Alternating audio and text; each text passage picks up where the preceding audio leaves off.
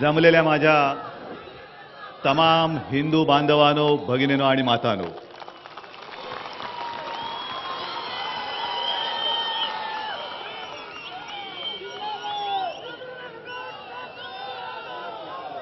खरोखर असं वाटतं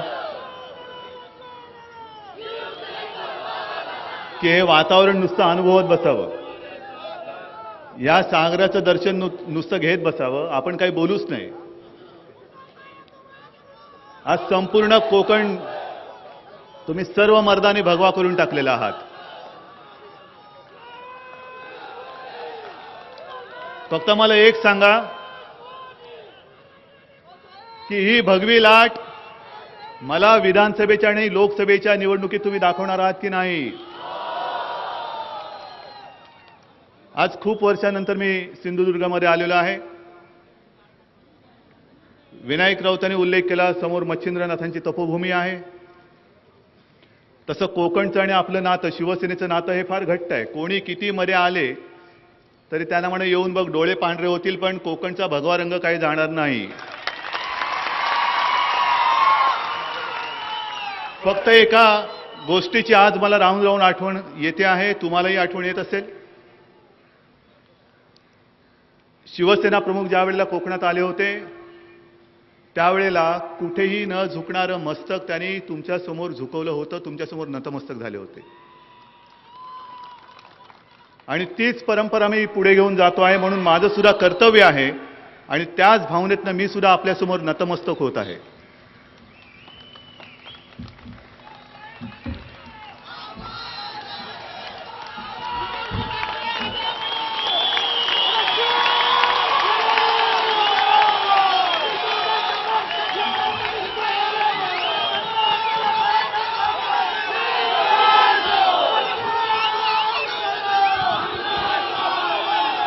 खरोखर आज मी खूप भावनात्मक झालेलो आहे.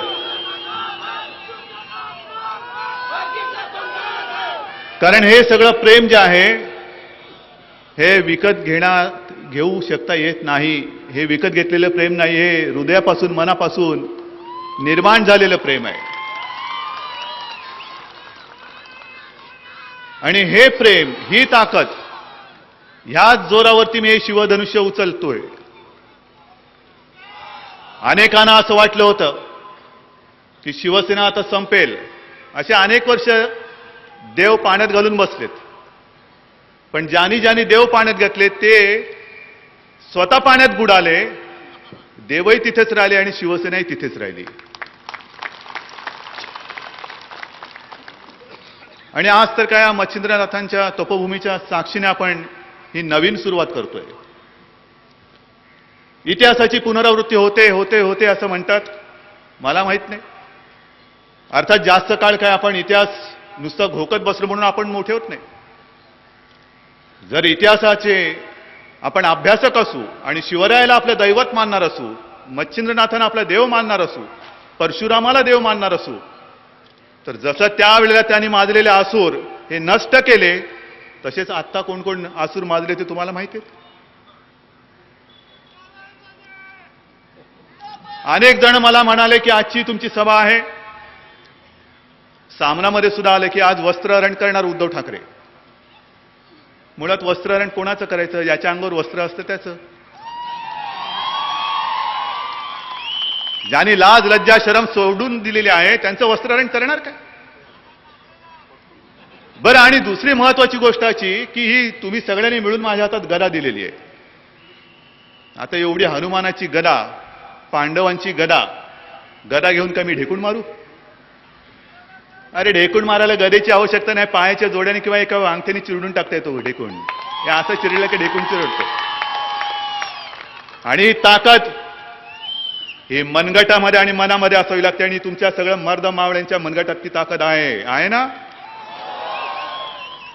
आजपर्यंत मी गप्प बसलो. ज्यांना शिवसेना प्रमुखांनी मोठं केलं असे अनेक जण शिवसेनेमध्ये आहेत. ज्यांना काही मिळालं नाही असेही आज सुद्धा शिवसेनेमध्ये आहेत. मगाशी मी आपल्या डी देसाईंच्या घरी जाऊन आलो.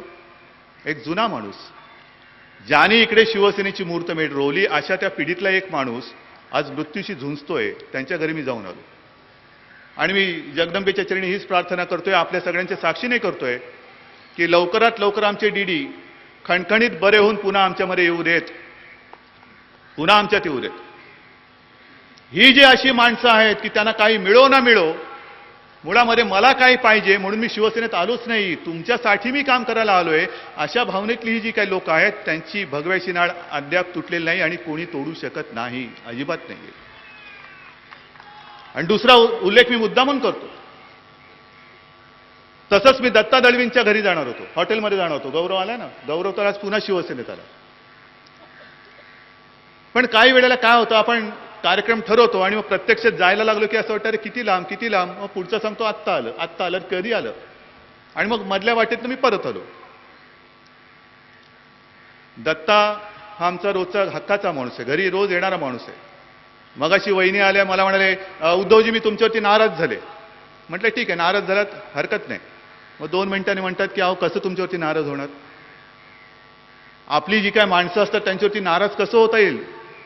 हे आपली माणसं हा जो काही शब्द आहे तो कोकणाने मला दिलेला आहे. कोकणात आज आलो, मला असं वाटतं मी माझ्या घरामध्ये आलेलो आहे.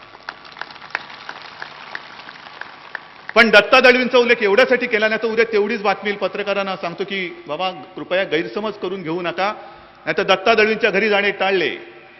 असं टाळले बिळले नाही, रोज आमच्या घरी येत असतात. आणि हा एवढा मोठा सगळा जनसागर उसळल्यानंतर सगळ्यांच्या घरी जाणं म्हणजे फार अवघड आहे. आज ही आपली सभा होते आहे. जे मी मगाशी सांगितलं, सुभाष देसाईंनी चांगला पाढा वाचला. पण पाढा वाचायचा म्हणजे किती वाचायचा, एवढीच काही त्यांची काळी कृत्य आहेत की एक सभा पुरी नाही पडणार. बरं आम्ही काय सांगणार तुम्हाला, आम्ही नुसतं बोलतोय, तुम्ही तर अक्षरशः भोगता आहात आणि बघता आहात. जे येईल ते माझं. मंत्रिपदाला मी, खासदारकी आली पोराला, आमदारकी आली पोराला, आणखीन काय आला, आणखीन कोणाला, फ्लॅट मिळाला भलतेच कोणाला. हे माझं माझं माझं, हे माझं पण हे शिवसेना प्रमुखांनी आम्हाला कधी शिकवलं नाही. जे आहे ते उधळून टाकलं. अरे माझी साधी साधी माणसं मोठी झाली पाहिजे, त्याच्यामध्ये जो मला आनंद आहे तो मी मोठा होऊन काय मिळणार आहे मला. मी मोठा झालो काय मिळणार मला, झाला मोठा आणि लोक घालतात शिव्या. हे असं मोठेपण नको आम्हाला. हे असं मोठेपण कधी शिवसेना प्रमुखांनी स्वीकारलं नाही आणि मी सुद्धा ते स्वीकारणार नाही. ही जी काय ताकद आहे, हे सगळं जे काही तेज आहे, या सगळ्या तेजाचा उपयोग मी प्रत्येक सभेत सांगतोय, आजही सांगतो आहे की या ताकदीचा तेजाचा कण आणि कण जो मी वापरेन तो तुमच्या महाराष्ट्राच्या आणि हिंदुत्वाच्या हिंदुस्थानच्या भल्यासाठीच वापरेन, माझ्या भल्यासाठी मी वापरणार नाही, अजिबात नाही. आणि आजची सभा ही फक्त राणेंच्या वस्त्रहरणासाठी म्हणून मी घेतलेली नाही, अजिबात नाही. तो फार क्षुल्लक विषय. त्यांचं वस्त्रहरण किंवा आणखीन काय करायचं त्याला तुम्ही समर्थ आहात. पण आज जे काय सगळं चाललेलं आहे, खरं म्हणजे खूप दिवसानंतर आल्यानंतर मला असं वाटलं होतं की कोकणामध्ये आबादी आभार असेल, आनंदोत्सव चालला असेल आणि आपल्या सभेला गर्दी होईल की नाही, कारण शिवसेनेत कोण राहिले की नाही. पण खरंच बरं वाटलं की सगळेच्या सगळे काही विकाऊ नसतात, सगळेच्या सगळे काही गद्दार नसतात, गद्दार नाहीत. जो अस्सल शिवसैनिक आहे, जो भगव्याचा पाईक आहे, तो कितीही त्याला प्रलोभन दाखवू देत, पण जो भगव्याबरोबर जुळला गेलेला आहे, ज्याच्या हातामध्ये भगवा आहे, त्याच्या रक्तामध्ये गद्दारी ही येऊ शकत नाही. ते आज तुम्ही या सभेने दाखवून दिलेले आहे. केवढं मोठं ताकद आहे, केवढी मोठी शक्ती आहे. आणि मग विषय घ्यायचेच झाले तर झालं ना, किती घ्यायचे. एक त्या रेडीज बंदराचा विकास करा म्हणून आता त्यांनी सांगितलेले. काल परवा जेव्हा मी मुंबईमध्ये होतो, तुमच्याकडे सुद्धा बातमी आली असेल, हे नसते उद्योग मंत्री जे आहेत, खरं एवढं गल्लीपासून दिल्लीपर्यंत सत्ता ह्यांच्याकडे असल्यानंतर मोठी मोठी कामं व्हायला पाहिजे होती. चिपी विमानतळाचा प्रश्न सुद्धा अद्याप सुटला का नाही. मुळामध्ये तिकडे विमानतळ होणार आहे की नाही, का नुसतंच लोकांना तुम्ही लुबाडता आहात, विकासाची स्वप्न भरून तुमच्या तुंबड्या भरता आहात का, हे सुद्धा लोकांना कळायला पाहिजे. विकासाची स्वप्न दाखवायची. गोरगरीब माझा कोकणी बांधव आणि माता भगिनी आहेत. अरे विकास कोणाला नकोय, विकास आम्हाला सुद्धा पाहिजे. आणि जर प्रामाणिकपणे विकास होणार असेल, जर माझ्या या कोकणी बांधवांच्या आणि माता भगिनींच्या चेहऱ्यावरती हास्य दिसणार असेल, तर मी राजकारण बाजूला ठेवून जो कोणी त्याचा विकास करेल त्याला प्रचंड ताकदीने पाठिंबा दिल्याशिवाय राहणार नाही. राजकारण गेले चुलीत, पण जर माझी जनता आनंदाने राहणार असेल तर मी त्याच्याबरोबर आहे. एवढ्या खुल्यापणाने मी बोलतोय. स्वीकारता? स्वीकारण्याची हिंमत आहे? आमच्या मनामध्ये पाप नाही, पण तुमच्या मनामध्ये तरी पुण्य आहे का? रेडी विकासाचा बंदराचा विकास करा, भूसंपादन सुरू करा. पहिल्यांदा त्या चिपी विमानतळासाठी जे भूसंपादन केलं, कोणी इकडे आले असतील त्या विभागातले, मला त्यांनी उठून सांगावं काय दराने तुमच्याकडनं जमिनी घेतल्या. जवळपास फुकटामध्ये जमिनी उकळल्या आणि घसघशीत किमतीने, त्याच्यात ह्यांचा वाटा किती मला माहिती नाहीये, विकासकाच्या खिशामध्ये कोंबून टाकले. एक तर गोव्याला विमानतळ होतं, एवढ्या जवळ दुसरा आंतरराष्ट्रीय विमानतळ होणार आहे की नाही मला माहिती नाहीये. ते कदाचित सुरेश प्रभू सांगतील. होऊ शकतो एवढ्या जवळ विमानतळ?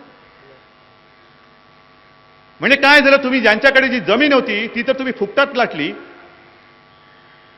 तुमच्या तुंबड्या भरल्या, पण ज्या कोकणी बांधवांनी आणि माता भगिनींनी तुम्हाला एक विकास करणारे आपले भाग्य विधाते म्हणून पाठिंबा दिला, आशीर्वाद दिला, त्यांच्या तुम्ही पाठीत वार केला. जसा शिवसेनेच्या आणि शिवसेना प्रमुखांच्या पाठीत वार केला, तसाच माझ्या या कोकणाच्या पाठीमध्ये वार केला आहात तुम्ही. आणि मग रेडी बंदरासाठी सुद्धा विकास करा, भूसंपादन सुरू करा. म्हणजे फुकटामध्ये, आणि जमलं नाही तर दमदाट्या करून तुम्ही जमीन बळकावा. अरे ही एवढी ताकद आज माझ्या समोर बसलेली माझ्या सोबत आहे. हिम्मत असेल तर दादागिरी करून बघा.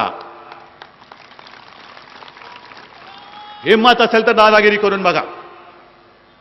प्रत्येकाचे दिवस असतात. 100 अपराध भरावे लागतात.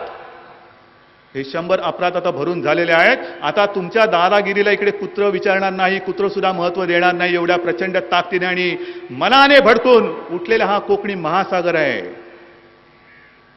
आणि कोकणाची माणसं कशी असतात हे मी सांगण्यापेक्षा मला वाटतं त्यांना जास्त माहिती असायला पाहिजे. प्रेम करतील तर भरभरून करतील. पण त्या सिंगम पिक्चर पाहिला ना रे तुम्ही? पाहिला का? पाहिला की नाही? हा, पण एकदा जर का सटकली, आता माझी सटकली म्हटलं का संपला. तशी आता कोकणवासियांची सटकलेली आहे, हो की नाही? नाही, मी थोडं तुम्हाला प्रश्न विचारतो, कारण एक तर खूप वर्षांनी मी कोकणामध्ये आलोय. काय चुकीचं बोलतो मला सांगा. आत्ता माझी सटकली की नाही? आणि मग जो दादागिरी करतो त्याला तुम्ही इथून सटकवणार आहात की नाही? का असेच बसणार आहात नुसते अन्यायग्रस्त? ते टाळंबा धरण सुद्धा कधी पूर्ण होणार आहे? तिलारी धरण कधी पूर्ण होणार आहे? किमतीवरती किमती वाढतात नुसती. धरणग्रस्त तसेच. सुरुवात झाली त्यावेळेला काही शेकड्यामध्ये त्याचा खर्च होता. आता 2000 कोटीच्या वरती खर्च गेलेला आहे. मला वाटतं 1400-1500 कोटी हे खाऊन फस्त झालेले आहेत. पण धरणग्रस्त तिकडेच. म्हणजे एकतर जमिनी घ्यायच्या, साधी माणसं त्यांच्याकडनं जमिनी घ्यायच्या आणि त्यांना त्यांच्याच राज्यामध्ये भिकारी करून टाकायचं. आणि त्यांच्या डोक्यावरती जर उपरे आणून बसवणार असाल तर गाठ शिवसेनेच्या वाघाशी, हे सुद्धा विसरू नका तुम्ही. गाठ शिवसेनेची आहे. ही माणसं कष्ट करणारी आहेत. ही माणसं प्रामाणिक आहेत. चोरी करून जगणारी ही माणसं नाही आहेत. आज सुद्धा मी येताना पोस्टरवरती बघतो, इकडे सुद्धा पोस्टर लागले. प्रश्न आहेत नुसते. कोणी सोडवायचे? धरणग्रस्तांचं काय होणार? मुंबई गोवा रस्त्याचं काय होणार? आंबा काजू उत्पादकांचं काय होणार? काय होणार हे प्रश्न आहेत. नुसते प्रश्नपत्रिका आहेत. उत्तर कोण देणार आहात? कोणाकडे उत्तर आहेत? आणि मग जे इकडनं आमदार निवडून आलेले आहेत, मंत्री झालेले आहेत, खासदार झालेले आहेत, या सिंधुदुर्गाची एक परंपरा आहे. सिंधुदुर्गाने असे आजपर्यंत खासदार दिलेले आहेत. मधु दंडवते होते, नाथ पै होते, अगदी सुरेश प्रभू सुद्धा त्या परंपरेतले आहेत. म्हणजे तुमचा सिंधुदुर्गाचा खासदार तिकडे संसदेत बोलायला उभा राहिल्यानंतर अख्खी संसद स्तब्ध होऊन ते ऐकत राहते. नाथ पै सुद्धा बोलायला उभे राहिल्यानंतर जवाहरलाल नेहरू असतील, आणखीन कोणी काँग्रेसवाले असतील, शांतपणाने, अगदी टाचणी पडली तरी आवाज येईल एवढ्या शांतपणाने, स्तब्धपणाने नाथपै काय बोलतायत, सिंधुदुर्गातनं आलेला माणूस आहे, काय बोलतोय तो, हे ऐकत बसायचे. मग आत्ता गेलेला खासदार तुमचा बोलतो की नाही मला माहित नाही, पण बोलत असलं तर कोण ऐकतंय? काय तुमचे प्रश्न सोडवलेत त्यांनी? काय न्याय दिला तुम्हाला? बरं, दुसरी गोष्ट अशी की नुसतं कुटुंबावरती मी काही हल्ला करायला किंवा काही टीका करायला इकडे आलेलो नाही. हे सगळं मी बोलतोय, वैयक्तिक दुश्मनी माझी काही नाही. पण ज्यांनी विश्वास तुमच्यावर ठेवलेला आहे तो विश्वासघात जेव्हा तुम्ही करता तेव्हा मला बोलणं हे माझं कर्तव्य आहे. कारण शिवसेना प्रमुखांनी मला अन्यायावरती वार करायला शिकवलेलं आहे. अन्यायावरती वार कर. एक तर आपण अंगावरती कोणाचे जायचं नाही, पण जर आपल्या माणसाच्या अंगावर कोणी आलं तर त्याला सोडायचं नाही. त्याला सुद्धा जायचं थय आहे ना, जायचं थय तिथल्या तिथे ठेचलाच पाहिजे. हे ठेचायलाच पाहिजे. आणि हे ठेचणार नसू तर मगाशी त्यांनी घोषणा दिली प्रचंड मोठी, छत्रपती शिवाजी महाराज की जय बोलायचं आणि तिकडे जाऊन दिल्ली समोर जाऊन मुजरा मारायचा, लाचेरी पत्करायची. ही अशी अवलाद छत्रपती शिवरायांनी सुद्धा त्यांना माफ केलं नसतं की अरे इकडे जय बोलतोस आणि तिकडे समोर जाऊन दिल्ली मध्ये जाऊन बाई समोर मुजरा करतोस, गुडघे टेकतोस. हा स्वाभिमान.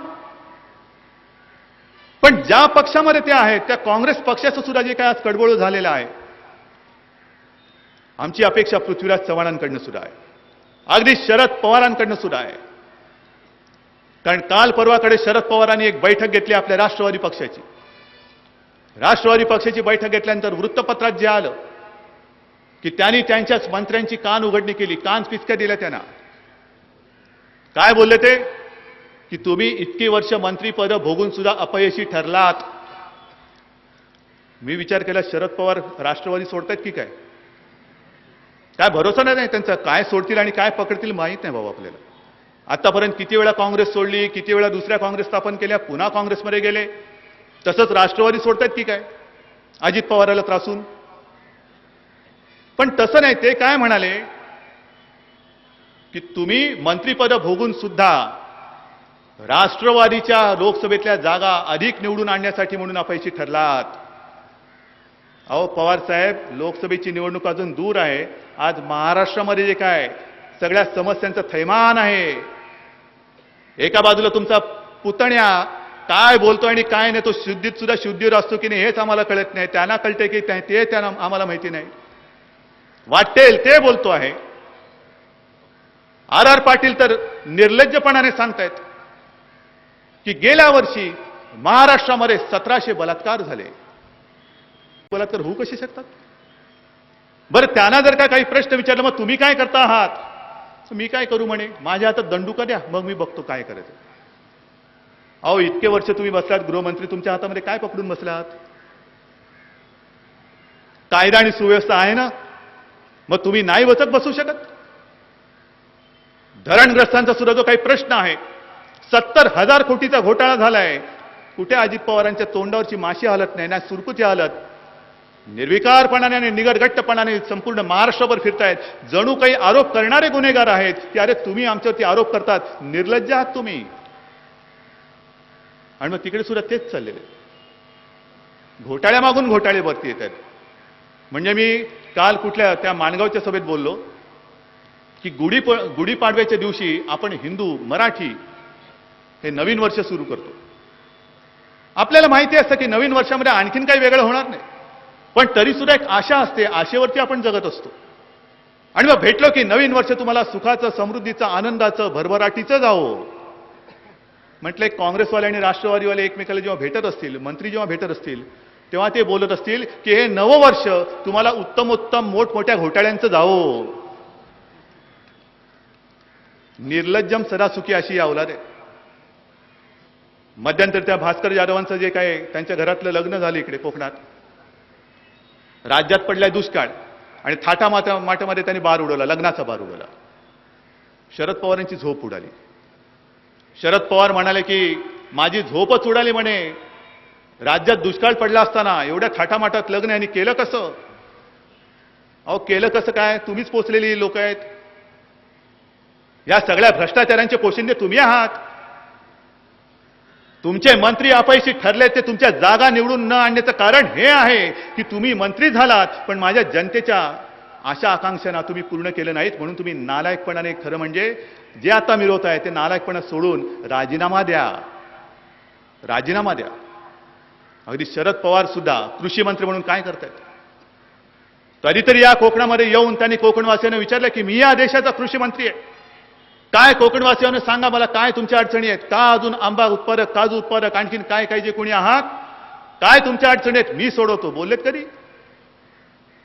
आज सुद्धा संपूर्ण महाराष्ट्रामध्ये दुष्काळाने काहिली होत असताना तुम्हाला पक्ष कसा जिंकेल ह्याची पडलेली आहे चिंता, पण तुमचा पुतण्या ज्या काही दुगाण्या झाडतोय त्याला तुम्हाला खाली उतरवता येत नाही. काय तमाशा केला, काय तमाशा केला. एक तर बोलताना बोलून गेले आणि मग बोलल्यानंतर यशवंतरावांच्या समाधीजवळ जाऊन बसले. आत्मक्लेश.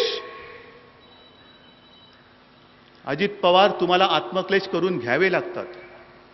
आणि तुमच्या आत्मक्लेश काय, मस्त तंबू बांधून सगळ्या चॅनलला आणि पत्रकारांना घेऊन मी आत्मक्लेश करतो, मी आत्मक्लेश करतोय, हे बोंब मारून तुम्हाला बसावं लागतं. पण ही जी जनता जी भोगते ना त्याला खरं क्लेश म्हणतात, जे तुमच्या करंट्या राजकारणामुळे आणि कारभारामुळे त्यांच्या नशिबी आलेलं आहे. कोस कोस लांब जाऊन महिलांनाच नव्हे तर शाळेतल्या विद्यार्थ्यांना शाळा सुटली रे सुटली का नळावरती जाऊन लाईन लावावी लागते. याला म्हणतात आत्मक्लेश. जाताय तुम्ही? जर हिंमत असेल तर अजित पवार एक तरी दुष्काळग्रस्त भागामध्ये जाऊन डोक्यावरती रिकामी घागर घेऊन जावं. त्या महिला पायपीट करत जिथे जातात तिकडे अनवाणी नाही तर बूट घालून जा, पण जा आणि तिथे जशा त्या विहिरीतनं पाणी करतात तसं काढा आणि त्यांच्या घरापर्यंत घेऊन या. तर तुम्ही आत्मक्लेश केले असं आम्ही थोडंसं मानू, तर आम्ही थोडंसं मानू. पण ज्या वेळेला तुमच्याकडे काही लोक येतात, अगदी दादा दादा म्हणून येतात, तिकडचे ते दादा, इकडचे हे दादा. अरे दादा या शब्दाला आणि दादा या नात्याला तुम्ही डाग लावून टाकलेला आहात. तुम्ही दादा म्हणाला तुम्ही नालायक आहात. आजपासून तुम्ही दादा लावू नका. आणि मग सोलापूरचे ते शेतकरी जेव्हा दादा दादा करत त्यांच्याकडे गेले तेव्हा ते जे काय बोलले ते मी बोलू शकत नाही, ते तुम्ही सगळ्यांनी ऐकलेलं आहे. तुम्हाला वाटेल की आता काय बोलण्याचा उपयोग, झाले ना त्याला 15-20 दिवस झाले. नाही, असं नाहीये. एक तर यांची जी वृत्ती आहे, जर निवडणुकीची तयारी ते करत असतील तर तुम्ही सुद्धा निवडणुकीला तयार राहिलं पाहिजे की कोणाला आम्ही मत देणार.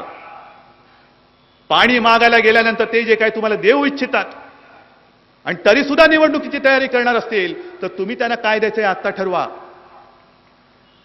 कारण हा प्रश्न केवळ मताचा नाहीये. तुम्ही दिलं मत आणि कोणतरी निवडून आला, मी आज मत मागण्याचा प्रश्नच नाही, कारण निवडणूक अजून लांब आहे. जेव्हा निवडणूक येईल तेव्हा मी हक्काने मत मागायला येणारच आहे, येणार, आणि तुम्ही ते मला मत देणार.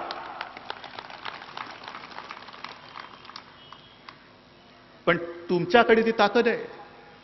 मागे जे शिवसेना प्रमुखाने एका भाषणात सांगितलं होतं की अरे तुमच्याकडे एवढी मोठी ताकद आहे, अणुबॉम्बपेक्षा ताकद तुमच्याकडे मोठी आहे, एक नुसतं बटन दाबलं का समोरचा जो असतो तो भुईसपाट होऊन जातो. ही ताकद तुमच्यामध्ये आहे. तुम्ही कधी ओळखणार आहात की नाही? मोठी ताकद आहे तुमच्याकडे. पण त्या ताकद वापरण्याच्या वेळेला जो यांचा भ्रष्टाचाराचा पैसा घराघरामध्ये पोचतो तो पैसा सगळं वातावरण नाचवून टाकतो. आणि मग ज्यांच्याबद्दल आपण 5 वर्ष आंदोलनं करतो त्या आंदोलनाच्या काळामध्ये शिवसैनिक उतरतात. लाठ्या काठ्या गोळ्या अश्रुधूर गोळीबार आणि मग कोर्ट कचेऱ्या केसेस हे सगळं अंगावर घेतात. हे केवळ तुमच्यासाठी घेतात. पण निवडणूक आल्यानंतर तो पैसा हातात घेतल्यानंतर काय होतं कळत नाही. पुन्हा पुन्हा तीच लोक निवडून येतात आणि मग शिवसेना प्रमुख जे बोलायचे की ह्या असल्या दळभद्री लोकशाहीचा मी कट्टर विरोधक आहे, ही लोकशाही मानायला मी तयार नाही. काय तेव्हा त्यांच्यावर टीका झाली होती. हे बघा म्हणे हे लोकशाही मानायला तयार नाहीत आणि हे निवडून द्या म्हणतायत. होय, आम्ही म्हणतो, कारण आम्हाला पाहिजे ती अस्सल लोकशाही पाहिजे, जे लोकांच्या मनात आहे तिकडे त्यांना कोणताही लोभ किंवा कोणतेही आमिष न दाखवता त्यांना मतदान करू दे. पण प्रत्येक वेळेला निवडणुका आल्यानंतर रेडी बंदराचा विकास करा, चिपी विमानतळाचा विकास करा, हे दाखवल्या गेल्यानंतर लोक सुद्धा अशी भारावून जातात की अरे आता आता होणार, आता होणार. आणि मग पटपट पटपट ते जे म्हणतील तिकडे शिक्के मारून मोकळे होतात. आणि नंतर कळतं की अरे रे रे रे रे जे मी हातात होतं ते पण घालवलं आणि मी माझं नुसतं मत नाही दिलं तर मी माझं आणि माझ्या कुटुंबियांचं आणि माझ्या भावी पिढ्यांचं भवितव्य पूर्णपणे नासवून टाकलं. हे नंतर कळतं, हे नंतर कळतं. आज हे मी तुम्हाला सांगायला आलेलो आहे. गल्लीपासून दिल्लीपर्यंत जे मी म्हणतो की पृथ्वीराज चव्हाण सुद्धा एक राष्ट्रवादी बद्दल बोलायचं काय कमीच पडेल. पण पृथ्वीराज चव्हाण सुद्धा मला त्यांच्याकडनं काही अपेक्षा आहेत. नुसता मी भ्रष्टाचार करत नाही, पण भ्रष्टाचारांना मांडीला मांडी लावून बसताना सुद्धा तुम्हाला लाज वाटायला पाहिजे. तुम्ही महाराष्ट्राचे मुख्यमंत्री आहात. आणि जर का इथला तुमचे दादा हे स्वाभिमानी असतील, स्वाभिमानी असतील तर का अजित पवारची गचांडी त्यांनी पकडली नाही की अरे नालायक माणसा, ही महाराष्ट्राची जनता आहे, त्यांचा अपमान करशील तर खबरदार, एक तर मी राजीनामा देईन, नाही तर तू तरी राजीनामा दे, पण पहिली त्यांच्यासोबत नाक घासून माफी माग. यालाच स्वाभिमान म्हणतात.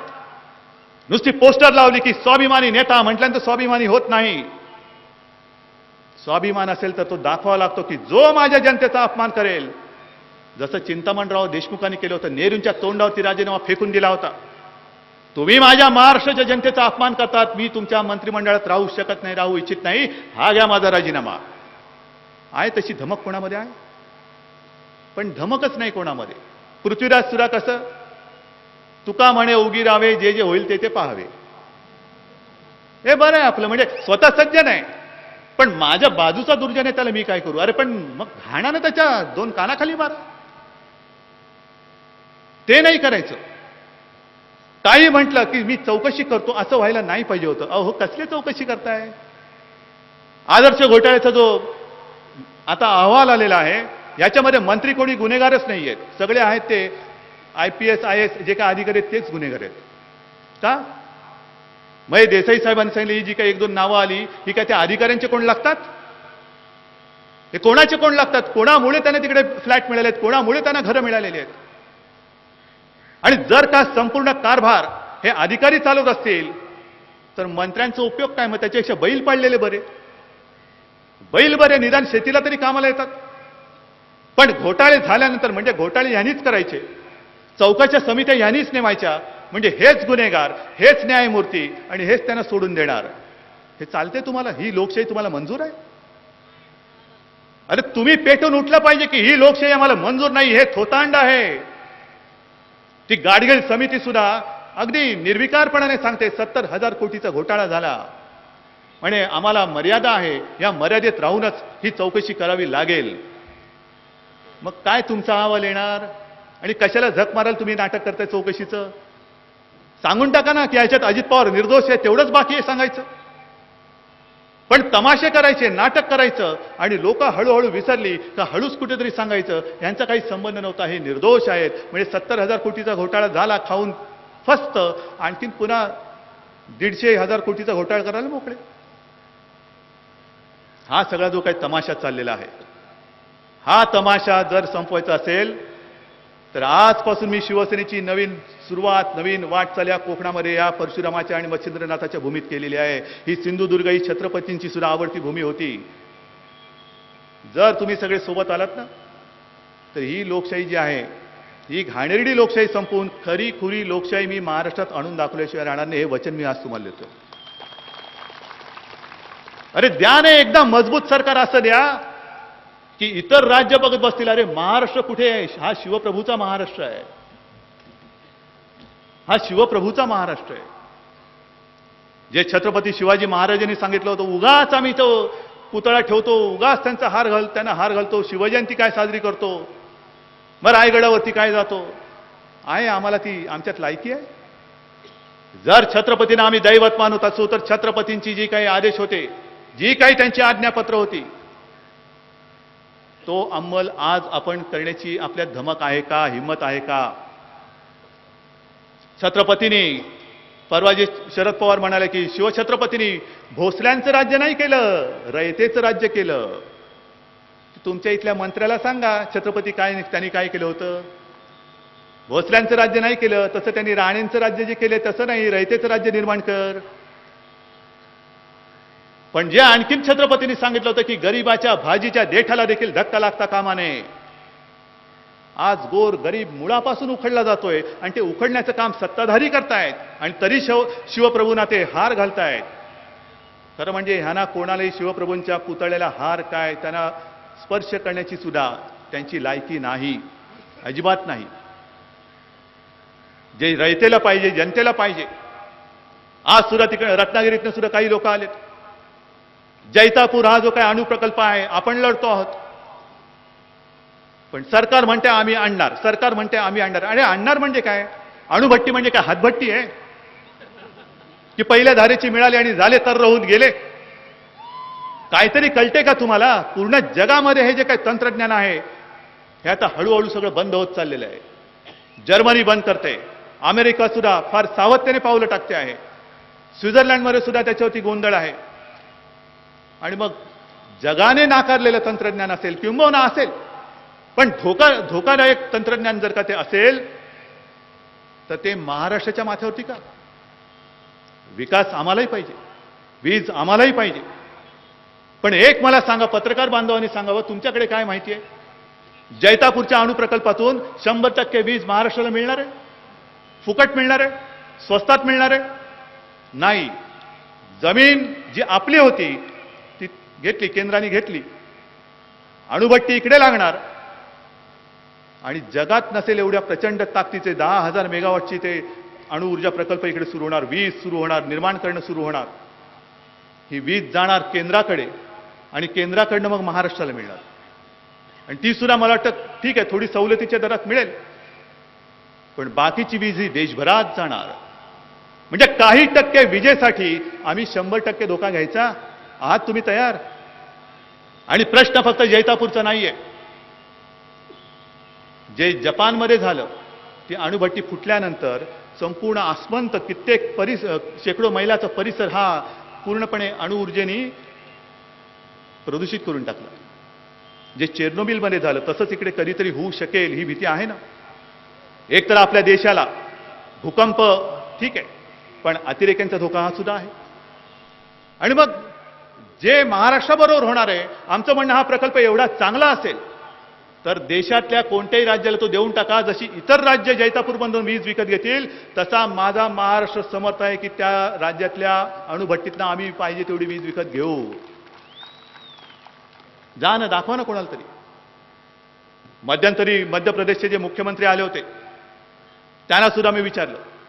ते म्हणाले, उद्धव जी कभी आप मध्य प्रदेश में आइए, मैं अब हर गांव में 24 घंटा बिजली दे रहा हूं, 24 घंटा. म्हटलं तुमच्याकडे काय अणुप्रकल्प आहे?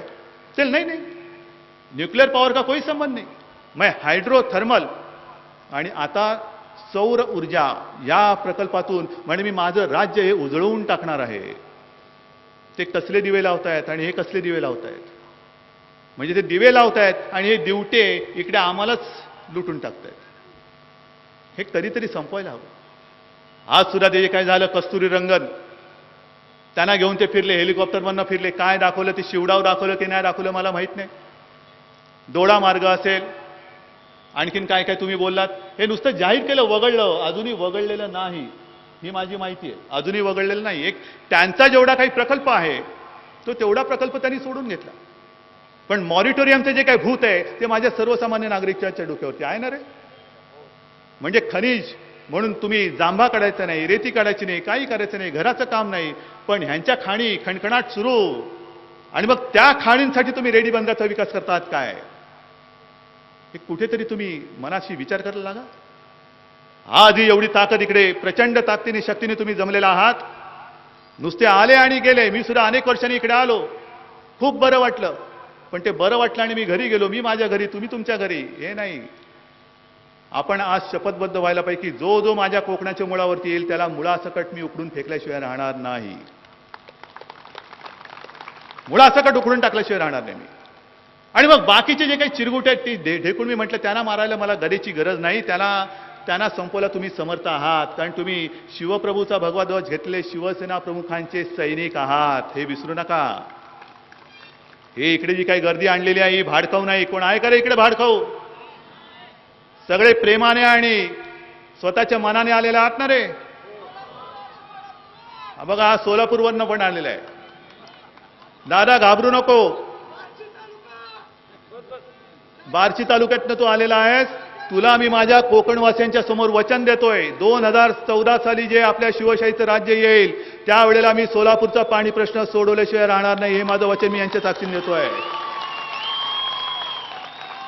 फक्त तुम्ही मनगट आणि मनाने घट्ट झाला पाहिजे. हे माझं राज्य आहे. आम्हाला दिल्ली समोर झुकणारा मुख्यमंत्री नको, दिल्ली समोर हाजी करणारा खासदार नको. जसं छत्रपती शिवाजी महाराज दिल्लीत आग्र्याला गेल्यानंतर झुकले नाहीत, दिल्लीला झुकवलं. ही धमक, ही हिंमत आज या शिवप्रभूच्या महाराष्ट्रामध्ये आहे. अरे सगळेच काही काँग्रेससारखे नेबळट किंवा राष्ट्रवादी सारखे लाचार नाहीयेत. इकडे आज सुद्धा छत्रपतींची आग मनामध्ये असलेले मर्द मावळे जिवंत आहेत आणि ते माझ्यासमोर माझ्यासोबत आहेत. आणि म्हणून मी हे शिवधनुष्य उचललेलं आहे.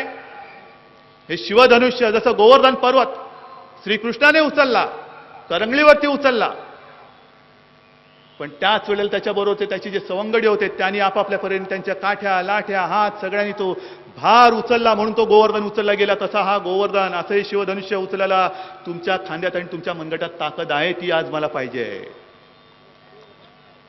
कोकणचा विकास हा मला करून दाखवायचा आहे. महाराष्ट्राचा विकास मला करून दाखवायचा आहे. मोठमोठ्या विकासाच्या गोष्टी करायच्या आणि काही दुखलं खुपलं आरोग्याच्या काही गोष्टी आल्या की चालला कोल्हापूरकडे. हा तुमचा विकास. मुंबई पुणा रस्ता अजून रुंद होत नाही. जगबोडी नदीवरचा पूल अजून रुंद होत नाही. 100 वर्ष होऊन गेली तरी सुद्धा तोच पूल आपण वापरतोय. आणखीन किती मुर्दे तुम्ही मोजणार आहात तिकडे. आणि हे मुर्दार सरकार हे आपल्याला गाडवंच लागेल. आणि म्हणून मी शपथ घेतलेली आहे. तुम्ही शपथ घ्यायच्या तयारीने आलेला आहात की नाही हे मला सांगायचं. मला सगळ्यांनी दोन्ही मुठी आवळून वर करून सांगा, उद्धवजी आम्ही शपथबद्ध आहोत. मी शिवसेना प्रमुखांच्या चरणी शपथ घेतलेली आहे की काय वाटेल ते करेन. पण तुमचं जे स्वप्न आहे हे स्वप्न, शिवसेना प्रमुखांचं स्वप्न आणि या लाचार काँग्रेसवाल्यांचं स्वप्न हा फरक आहे. हे काँग्रेसवाले स्वतःसाठी आणि कुटुंबियांसाठी स्वप्न बघतात, पण शिवसेना प्रमुखांनी स्वप्न बघितलं ते समर्थ महाराष्ट्राचं आणि ताकदवान हिंदुस्थानचं स्वप्न बघितलेलं आहे. हे स्वप्न पूर्ण करण्याची ताकद ही तुमच्याकडे मागण्यासाठी मी आलेलो आहे. मी मागतो आहे, द्या प्रचंड ताकदीने. 2014 साली शिवशाही पुन्हा या महाराष्ट्रामध्ये आणा. जे काही तुमचे प्रश्न आहेत ते सोडवण्यासाठी मी स्वतः पुढाकार घेऊन ते सोडवल्याखेरीज राहणार नाही वचन घ्यायला आलेलो आहे. मी वचन देतोय आणि एका जाणीवाने देतोय. कोकणामध्ये देतोय, या मच्छिंद्रनाथांच्या तपोभूमीमध्ये देतोय, ज्यांनी या कोकणाच्या मुळावरती आलेले असुर मारले. तसेच आज जे काही प्रश्नांचे आणि सगळे जमीन बळकावणारे असुर चौबाजूने तुम्हाला घेराव घालतायत, हे सगळे उपरे घरातले सगळे असुर राजकारणातून नष्ट करून आपण सगळ्यांनी शपथ घेऊया की जे राज्य बाळासाहेबांना हवं होतं, जे राज्य शिवप्रभूंचं आम्ही मानतो, ते राज्य आणण्यासाठी आम्ही शपथबद्ध होत आहोत. मला हात वर करून सगळ्यांनी एकदा शपथ घ्या. बस ही आग, ही जाग, ही केवळ या सभेपुरती असता कामा नये. ज्या ज्या वेळेला मी तुम्हाला हाक करेन त्या वेळेला तुम्ही माझ्या खांद्याला खांदा लावून उभं राहिलं पाहिजे. आणि महाराष्ट्र असा घडो की संपूर्ण देशानेच नव्हे तर जगाने अभिमानाने पाहिलं पाहिजे की होय, हा शिवसेनेने घडवलेला शिवप्रभूंचा बाळासाहेबांचा महाराष्ट्र, आमचं राज्य सुद्धा आम्हाला महाराष्ट्रासारखं घडवायचं आहे. जय हिंद, जय महाराष्ट्र.